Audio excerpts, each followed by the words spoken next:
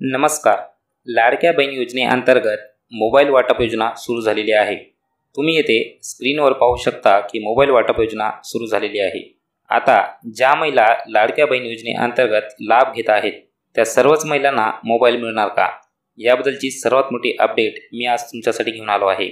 तर मोबाईल वाटप योजना सुरू झालेली आहे, पण सर्वप्रथम कोठे महिलांना मोबाईल वाटप योजना सुरू करण्यात आलेली आहे आणि जर तुम्हाला मोबाईल मिळणार तर तो कसा आणि कोणत्या पद्धतीने मिळणार आहे याबद्दलची ही खूप मोठी अपडेट मी तुमच्यासाठी आज सांगत आहे.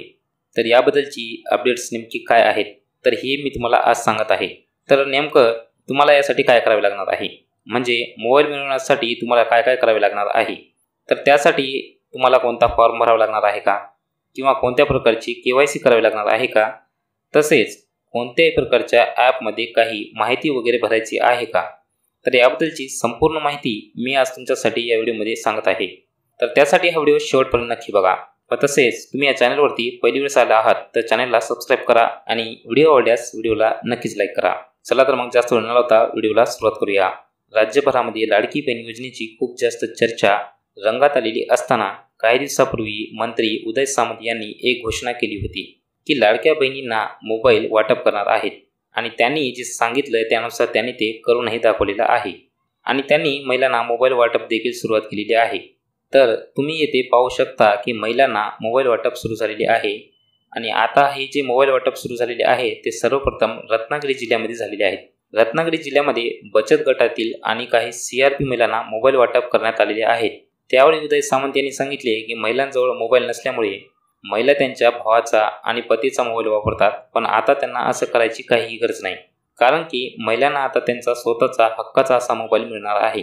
आज रत्नागिरी जिल्ह्यामध्ये जरी मोबाईल वाटप झालेले असले तरी काही दिवसातच इतर जिल्ह्यामध्येही मोबाईल वाटपाला सुरुवात होणार आहे.